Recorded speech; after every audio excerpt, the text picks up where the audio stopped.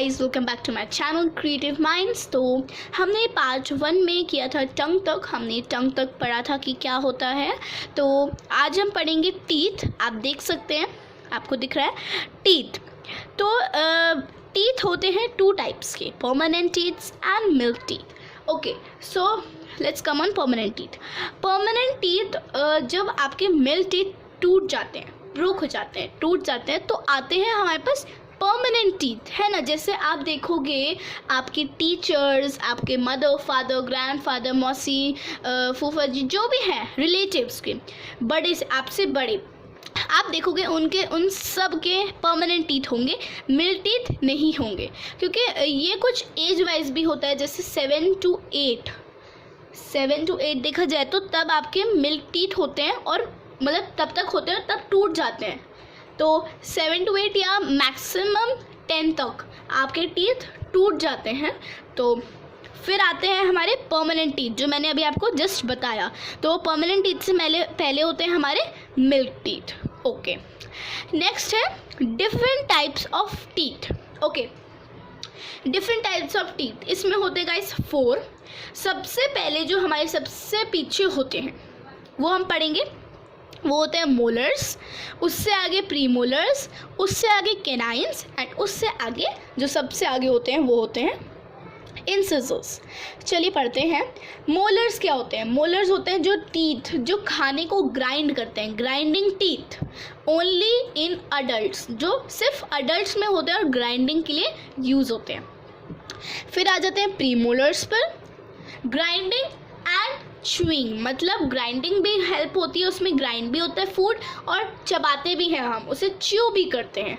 Next है हमारा canines, piercing and tearing. ठीक है, कैनाइन्स वो होते हैं फ्रेंड्स जो टीयरिंग, मतलब हमने चपाती खाई फॉर एग्जाम्पल, और उसे टीयर करना, है ना, उसे कट करना, उसे बाइटिंग करना, वो सब हमारा आ जाता है कैनाइन्स और इंसिजर्स में। ओके, जैसे एक और एग्जांपल देते हैं। जैसे हमने फ्रूटी को खोला, या आपने चिप्स का पैकेट लिया, उसको जब आप ऐसे तोड़ते हैं तो आप किसका हेल्प करते हैं, आपको पता ही चल गया होगा, tooth decay, gradual damage of teeth.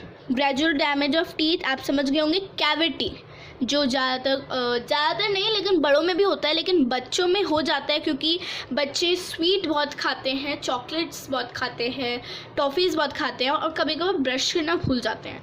तो इससे हमें हो जाता है टूथ डिके, और यू कैन से cavity. Presence of bacteria in mouth, जो हमारे माउथ में बैक्टीरिया रह जाता है, लेफ्ट ओवर फूड रह जाता है इनसाइड, वो बैक्टीरिया उसको ब्रोक कर देता है, बैक्टीरिया उसको तोड़ देता है।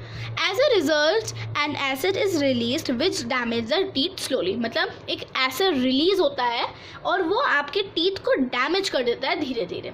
ठीक है, तो अब आते हैं next.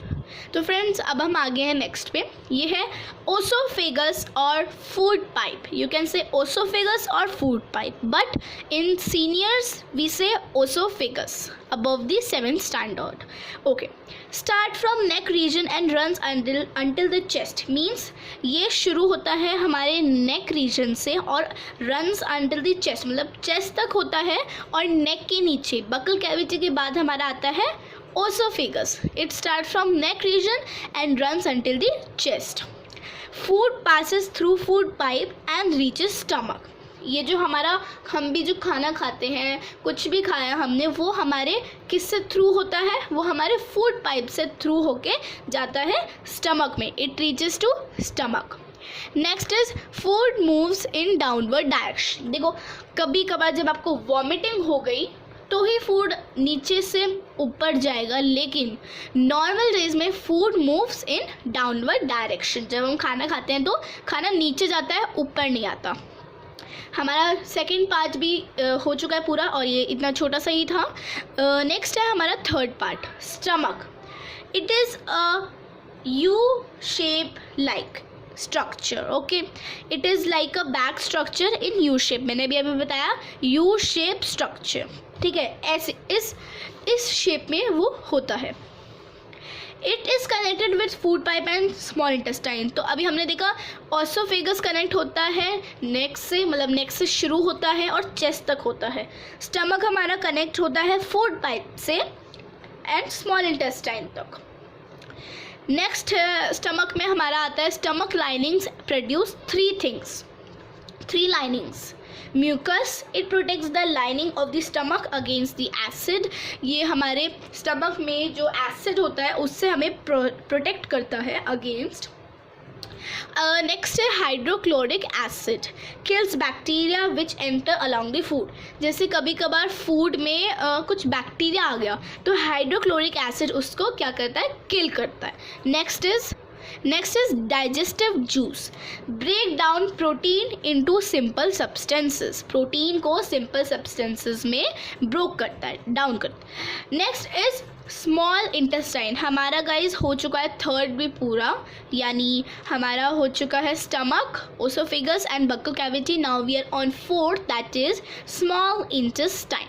Okay, it is highly coiled, यानी आप लोग देख सकते हैं मैंने इस शेप को भी बनाया है। कोइल्ड इस शेप को कहते हैं। देखिए इस तरह इसकी शेप होती है, ठीक है। ऑलमोस्ट 7.5 मीटर लॉन्ग, मतलब इतना बड़ा होता है, इतना लॉन्ग होता है। Complete digestion takes place here, मतलब जो आप खाते हैं वो पूरा कंप्लीट डाइजेशन जो होता है वो हमारा पूरा हो जाता है स्मॉल इंटेस्टाइन में। It is very important point. Okay, next is small intestine receive secretion from 2 glands. जो हमारा स्मॉल इंटेस्टाइन है वो रिसीव करता है secretion from 2 glands that are liver and pancreas. Okay, liver, अब लीवर के बारे में हम डीप पढ़ेंगे। लीवर एंड पैंक्रियाज कौन से कलर का होता है, उसका जो डाइजेस्टिव जूस होता है उसका नाम क्या होता है, वो कहाँ होता है, तो चलिए पढ़ते हैं। Reddish brown in colour, this is reddish brown in colour. Okay, largest gland of our body, हमारी बॉडी में अगर कोई क्वेश्चन आएगा हमारी बॉडी में लार्जेस्ट ग्लैंड क्या है, that is liver. Secrete a digestive juice called bile. So जो लीवर सिक्रीट करता है कौन सा डाइजेस्टिव जूस है, वो bile. Bile juice is stored in gall bladder, it helps to digest fat. देखो अभी आपको पता चलेगा जो लीवर है वो बस डाइजेस्ट करता है फैट को, है ना, और ये बाइल जूस इज स्टोर्ड